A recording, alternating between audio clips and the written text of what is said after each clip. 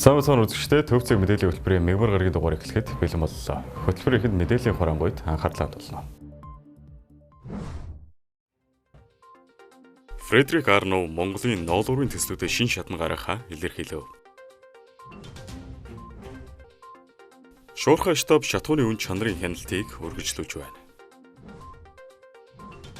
Ардчилсан нам өөрчлөлийн бүтээн үндэсний хөдөлгөөнийг орон даяар эхлүүллээ. Америк нэгдсэн улс Ираны эсрэг эдийн засгийн шинэ хориг арга хэмжээг зарлан танилцууллаа. Трампын засаг захиргааны 75 улсад тогтоосон визний хоригийг хүчингүй болгожээ. Америк нэгдсэн улс Сирь улсыг терроризмыг дэмжигч орнуудын жагсаалтаас хаслаа.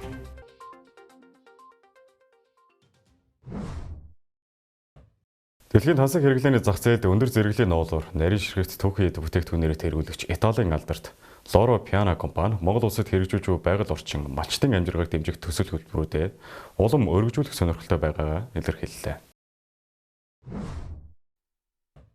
Тус компаниг гүйцэтгэх захирал Фредерик Арно тэргүүдэд төлөөлөгчид Улаанбаатар хотноо зохион байгуулагдаж буй COP17 бах хуралд оролцож байгаа юм. Loro Piana компаниг гүйцэтгэх захирал Фредерик Арногийн хэлснээр тус группийн үүсгэн байгуулагчид 1980-ад оны үед Монгол улсад анх хөл тавьж хамгийн сайн чанарын ноолуурыг дундын зуршилгүйгээр шууд малчин айл өрхөөс авах зорилго тавин ажиллаж эхлэж байжээ. Үүнээс хойш тасралтгүй 30 гаруй жилийн хугацаанд хөрөнгө оруулж тогтвортой үйлдвэрлэл, гарал үүслийн баталгаажуулалтыг хөгжүүлэхэд үнэтэй хувь нэмэр оруулснаар тус компани Монголын ноолуурын экспортын гол түншүүдийн нэг болсон байна. Уулзалтын үеэр ерөнхий сайд учрал Монгол улс хөдөөж явах орон бөгөөд ноос ноолуур нь манай экспортын гол бүтээгдэхүүний нэг болохыг онцлов. Тэрээр цааш нь хэлэхдээ засгийн газраас анхан шатны боловсруулсан түүхийд экспортлдог байдлаас үе шаттайгаар татгалзаж, эрмэл утас нэхмэл, сүлжмэл болон эцсийн бүтээгдэхүүн үйлдвэрлэн өндөр нэмэн өртөг шингэсэн экспортыг нэмэгдүүлэх бодлого баримталж байна. Энэ хүрээнд Loro Piana компани Монгол дахь үйлдвэрийн үйл ажиллагаанд саарл ус ашиглаж, энэ чиглэлийн инженеруудыг бэлтгэн, хөрс хамгаалах чиглэлээр малчтад сургалт явуулж, бэлчээр хөрс ургамлын судалгааг хийж байгаад талархал илэрхийлээ. Бидний хамтын ажиллагааны үр дүнд Монголын ноолуурын үнц нь өсч, экспорт нэмэгдэх чухал ач холбогдолтой гэдгийг тэмдэглэлээ. Фредерик Арно ноолуурын хэмжээнд бус чанар төвлөрч, малчтын эрүүл мэнд, амжиргааг дээшлүүлэх, бэлчээр болон хөрсний дороотлыг бууруулах чиглэлээр бодит ажлуудыг үйл ажиллагаанд тусган ажиллаж байгаагаа онцолсон юм. Loro Piana компани Сүхбаатар аймгийн 5 сумын малчтын амжиргааг дэмжих, хэрэг экосистем болон биологийн олон янз байдлыг хамгаалах зорилготой дасан зохицохын зам хөтөлбөрийг өнгөрсөн жилээс амжилттай хэрэгжүүлж эхэлсэн билээ. Тэгвэл гүйцэтгэх захирал Фредерик Арно ирэх жилүүдэд энэхүү хөтөлбөрийнхөө цар хүрээг улам тэлж, бусад бүс нутагт үйл ажиллагаагаа өргөжүүлэн, хамтын ажиллагааг шин шатанд гаргах хүсэлтэй байгаагаа аль бие усаар илэрхийлсэн юм. Ерөнхий сайдын захирамжаар байгуулагдсан Шуурхай штабаас шатхууны хангамж, нөөц, үн чанарын хяналтын талаар ээлжит мэдээлэл хийлээ.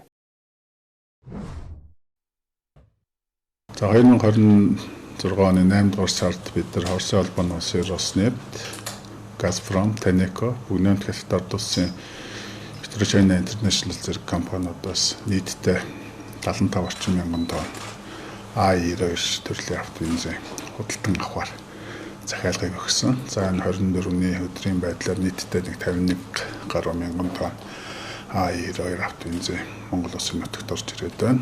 За үлдсэн нэг 23-4 орчим мянган тонн одоо үлдсэн хоногудад орж ирэхээр ажилт хийгдэж явагдаж байна. За мөн түнчлэн бид нэр дээрх компаниудаас нийтдээ нэг 158 гаруй мянган тонн дизелийн түвш бас захиалга хийж баталгаажуулсан. Үүнээс одоо 121 гаруй мянган тонноос Монгол улсын нутагт өсөлт орж ирээд байна. За үүнээс гадна мөн хэрэглэгчдээ сүүлийн үед одоо энэ Евротон английн А92 автобензиний үн Улаанбаатар хот орчимд 2000 орчим төгрөгөөр өссөнтэй холбогдуулан Эрдэнэ буюу К2 английн 92 автобензинийг Евротон английн 92 бензиний үнээр худалдан борлуулж байгаа юм биш үстэй гэсэн хардлага сэртлэг таамгийг бас ярьж байгаа. За үүнтэй холбоотойгоор өчигдөр бид нэр Петровс компани толгойд хаагуулахаас Евро 2 болон Евротон английн автобензиний дээжийг авч ашигт малтмал газрын засгийн газрын харьяа уулуурхай газрын засгийн бүтээгдэхүүний төв лабораторид шинжилгээг хийлгэсэн. Монгол улсын МНС 217-2017 оны стандарт техникийн шаардлагатай хангасан үзүүлэлтийг эдгээр авсан 2 дээж бол бүрэн хангаж байгаа. Үүний хувьд Оросын улбаны улсын Роснефтийн евро 2 шатхууны 1 тонн дутмын үнэ $851 болж $51 өссөн 8 дугаар сарын 14-өөс жижиглэнгийн үнд литр тутамд 70 орчим төгрөгөөр нөлөөлжээ.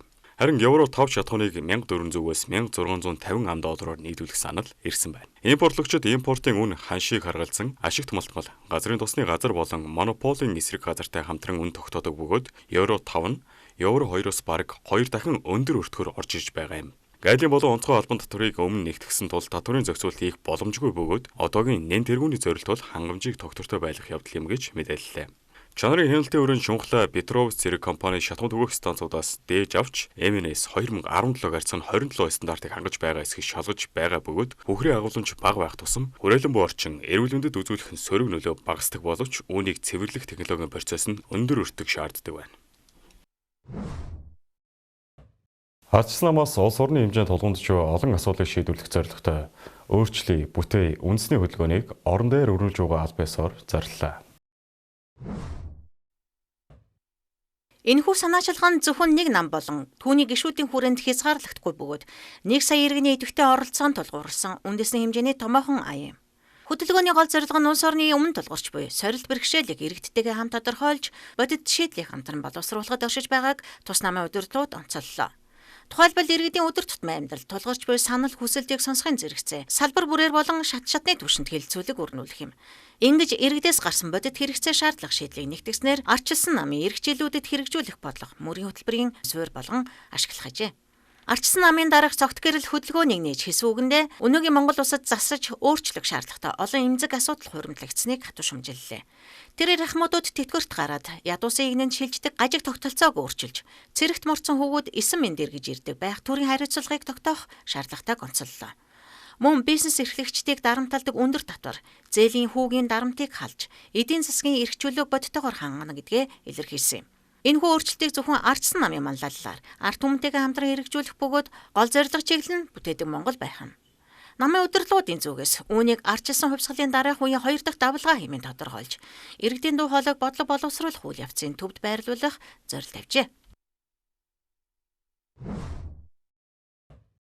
Мэдээллийн хөтөлбөр эдийн засгийн болонгоор үргэлжлэж байна. За нэг ажилтан эдийн засгт хэрэг хүн цэн бүтээж байна вэ? Энэ үзүүлэлтийг харуулдаг хөтөлбөрийн бүтээмж 2026 оны 2 дугаар улирлын өмнөх оны мөн үеэс 9.5% өсөж нэг ажилтанд ногдох дотоодын нийт бүтээгдэхүүн 6.8 сая төгрөгт хүрсэн байна.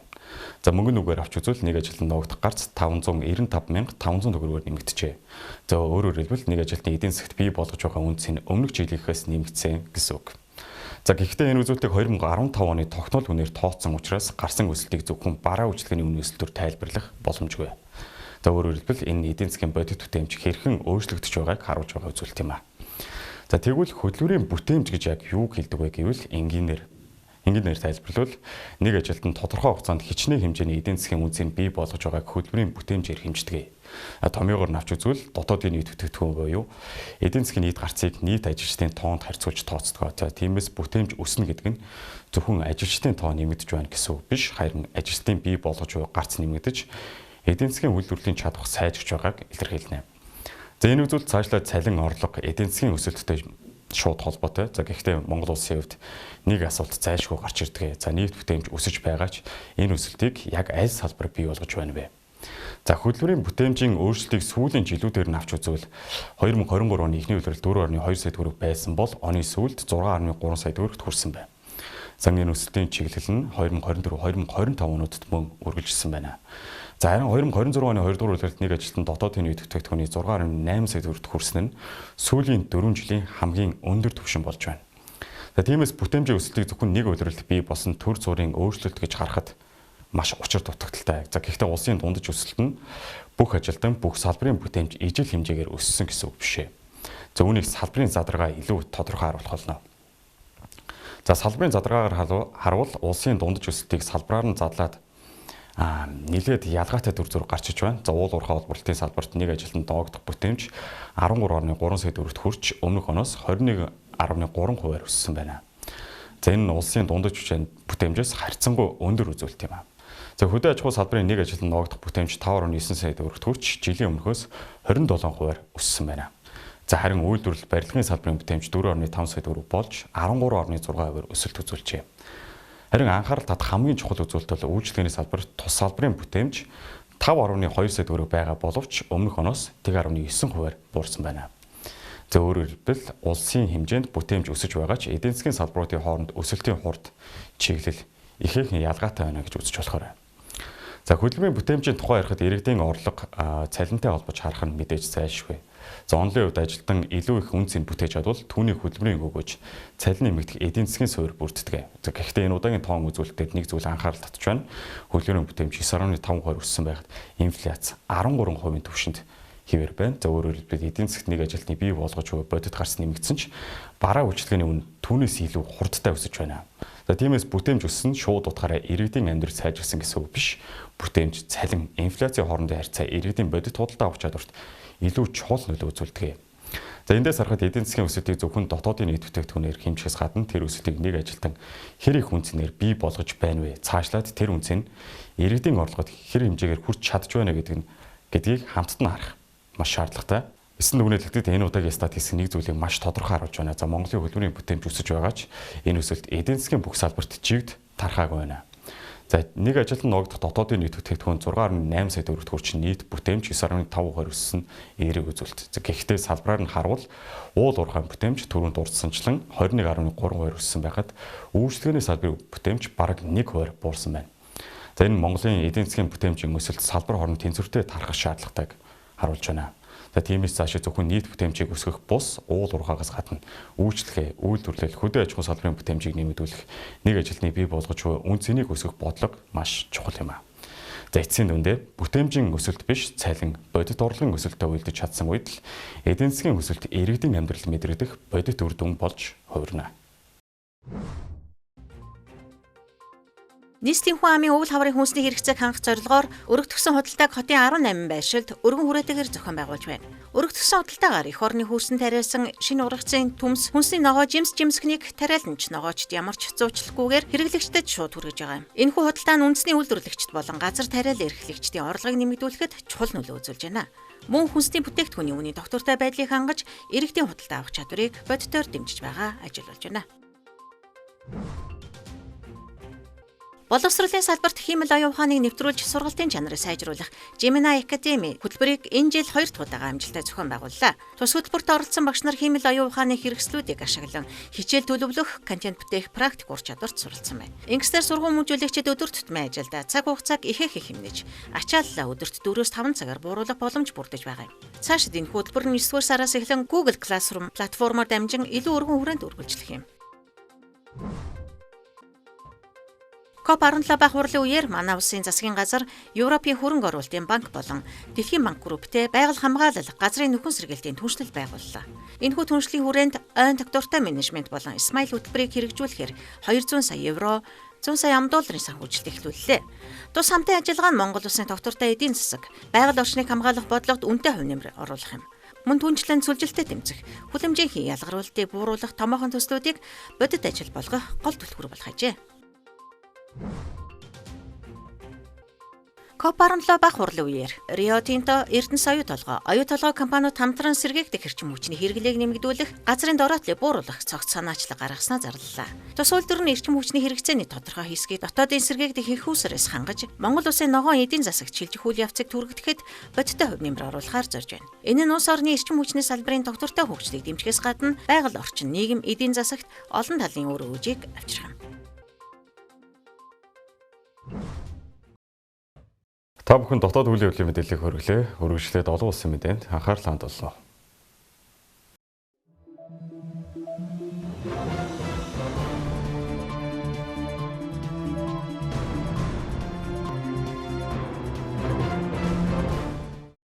Харамдраг үзэгчтэй төвцөг мэдээллийн хөтөлбөр олон улсын мэдээгээр үргэлжилж байна. Америк нэгдсэн улсын сангийн сайд Скотт Бессент даваа гарагт Ираны эсрэг эдийн засгийг тусгаарлах шинэ арга хэмжээг зарлан танилцууллаа. За Скотт Бессент хэвлэлийн бах хурлынхаа үеэр Америк нэгдсэн улс энэ сарын 24-ний өдрөөс эхлэн Иранд эдийн засгийн тусгаарлалт тогтоох шинэ ээлжийн 20 арга хэмжээг хэрэгжүүлж Иранд үзүүлэх дарамт шахалтыг цаашид нэмэгдүүлэхээр болж байгааг зарласан бөгөөд тэрээр хэлэхдээ Америк Ираны олон улс дахь санхүүгийн харилцаанд хүчтэй зохилт өгч Ираны засгийн газрын эдийн засгийн бүх амин судсыг таслан тус улсыг дэлхийгээс бүрэн тусгаарлах хүртэл дарамт үзүүлэх зорилготойг мэдэгджээ. Тус мэдэгдэлд Америкийн нэгдсэн улс цаашдаа саарал бүсийн үйл ажиллагаа буюу 3 дахь улс орноор дамжуулан худалдаа санхүүгийн үйл ажиллагаанд оролцох явдлыг хүлээн зөвшөөрөхгүй бөгөөд холбогдох улс орнууд арга хэмжээ авахгүй бол Америкийн нэгдсэн улсын сангийн яам дангаараа хариу арга хэмжээ авах болон Ираны төлөө мөнгө угаах альва байгууллагыг долларын санхүүгийн тогтолцооноос хасна гэдгийг онцоллоо. Албаны их сурвалжуудын мэдээлснээр Америкийн нэгдсэн улс мөн өдрөөс эхлэн Ираны эсрэг эдийн засгийн 20 арга хэмжээний цар хүрээгээ олон улсын нислэг, дижитал хөрөнгө, алт, далайн тээвэр, технологи гэсэн 5 салбарт мөн давхар өргөжүүлж Ирантай холбоотой зарим боловсролын үйл ажиллагаа үйлчлэгээ, хувь хүний мөнгөн гуйвуулга, спорт болон эрдэм шинжилгээний солилцоо зэрэг хэд хэдэн зөвшөөрлийг төдөлгөлзүүлэхээс гадна цөмийн болон пуужингийн технологи, кибер ажиллагаа, газрын тосны худалдаа зэрэг салбарт үйл ажиллагаа явуулдаг Иран улстай холбоо бүхий 60 орчим аж ахуй нэгж хувь хүн хөлөг онгоцыг хоргийн жагсаалттай багтаан орууллаа. Дараагийн мэдээ хүргэе. Энэ оны 1-р сард Трампын засаг захиргааны дэлхийн 75 улсын иргэдэд цагаачлалын виз олгохыг тодорхойгүй хугацаагаар зогсоосон хоргийг Америкийн нэгдсэн улсын холбооны шүүх хүчингү болгосон байна. За Америкийн нэгдсэн улсын цагаачлалын бодлогыг чангатгах зорилго бүхий Трампын засаг захиргааны дээрх хоригт Африк, Аз, Латин Америк, ойрхон орнууд зүүн Европын бүс нутгийн улсууд багтсны дотор Монгол улс ч ороод байсан юм. За тэгвэл Америкийн нэгдсэн улсын холбооны шүүх тус шийдвэрийг хууль зөрчсөн үйлдэл гэж үзсний үндсэн дээр энэ сарын 21-ний өдөр хүчингү болгосон байна. За холбооны шүүгч Жанет Варгас дээрх хориг нь гадны иргэдийг Америкийн нэгдсэн улсад цагаачлахад тухайн иргэний санхүүгийн чадамжийг харгалзан үзэх гэхээсээ илүү аль улсын иргэн болохоос нь хамаарч цагаачлалын визний асуудлыг нь шийдэж байсан үүгээрээ уг шийдвэр холбогдох хууль тогтоомжийг зөрчсөн хэмээн мэдэгджээ. За мөн гадаадын иргэдэд виз олгохоос татгалзахыг консулын ажилтнуудад үүрэгдсэн Америкийн нэгдсэн улсын төрийн даргамжийн дарга Марко Рубиог хуулиар олгогдсон бүрэн эрхийн үрээнээс хэтэрсэн шийдвэр гаргасан гэж дүгнсэн байна. За тэгвэл цагаачлалтай холбоотой өөр нэгэн мэдээлэл мөн цацагдаад байна. Трампын засаг захиргаа Америкийн нэгдсэн улсаас орогнол хүссэн гадаадын 200 мянган иргэний бизнесийн болон аялал жуулчлалын визийг хүчингү болгохоор төлөвлөд байгаа бөгөөд хэрвээ энэхүү алхам хэрэгжүүл Америкийн нэгдсэн улсын түүхэнд нэг дор хамгийн олон визийг цуцалсан тохиолдол болох юм. Завг гарах хэмжээг авч хэрэгжүүлсэн тохиолдолд хууль эрх зүйн маргаантаа тулгарах өндөр магадлалтай байна. Албаны их сурвалжуудын мэдээлж байгаагаар Америкийн нэгдсэн улсын төрийн департамент тус улсаас одоо орогнол хүсэж байгаа болон 2016-аас 26 оны хооронд олгогдсон B1, B2 ангиллын визийг хүчингү болгохоор төлөвлөж байгаа завг гарах хэмжээг дотоод хэргийн хамтаа хамтран зохион байгуулахаар болоод байгаа гэсэн мэдээлэл гараад байна. Сүүлийн мэдээ хүргэе. Америкийн нэгдсэн улс Сирь улсыг терроризмыг дэмжигч орнуудын жагсаалтаас албан ёсоор хасжээ. За Сирь улсыг уг жагсаалтаас хассан талаарх мэдээллийг даваа гарагт Америкийн нэгдсэн улсын сангийн яамны гадаад хөрөнгийн хяналтын албаны зүгээс гаргажээ. Ийхүү 1979 оноос хойш 47 орчим жилийн хугацаанд тус жагсаалтад багтаж байсан Сирь улсад гадаадын хөрөнгө оруулалт татахад цаад болж байсан хамгийн том хязгаарлалт арилснаар олон улсын санхүүгийн тогтолцоо, төлбөр тооцооны систем, банкны үйлчилгээнд дахин нэгдэж бизнесийн хамтын ажиллагаа өргөжих боломжтой болж байна. Сирийн засгийн газар өнөөдөр олон улсын терроризмаас бүрэн холдож цаашаадж биелүүлэх үүрэг амлалтыг өгч, эерэг нааштай үйл ажиллагаа явуулж байгааг хүлээн зөвшөөрсөний үндсэн дээр уг шийдвэр гарсан гэж Америкийн нэгдсэн улсын төрийн даргамжийн дарга Марко Рубио мэдгдсэн байна. За уг шийдвэр нь Америкийн нэгдсэн улсын ерөнхийлөгч Дональд Трампын Сирийн эсрэг бодлогыг өөрчлөх хүрээнд гарсан бөгөөд Конгрессийн 45 хоногийн хянан хэлэлцэх хугацаа ямар нэгэн эсэргүүцэлгүй дууссаны дараагаар инхүү хэрэгжиж эхэлж байна. За Америкийн нэгдсэн улсын дээрх шийдвэрийг Сирийн гадаад хэргийн сайд Асад Хасан Аль-Шайбаны түүхэн алхам хэмээн сайшааж цаашдаа Сирь улс ил тод байдал харилцан ашиг сонирхол харилцан хүндэтгэлд суурилсан орчин бүрдүүлэх чиглэлд үргэлжлүүлэн ажиллах болно гэж мэдэгдсэн бол Сирийн шинэ удирдагч Ахмед Аль-Шара тус улсын эдийн засгийн томоохон саад инхүү арилснаар бид хөгжил дэвшил дайны дараах сэргээн босголт нийгмийн шинжилгээний замдаа орж байна хэмээн мэдэгдэж Америкийн нэгдсэн улсын ерөнхийлөгч Дональд Трампд талархал илэрхийлжээ. Та бүхэнд гадаад мэдээ хүргэлэн анхаарлаа хандуулсан баярлалаа.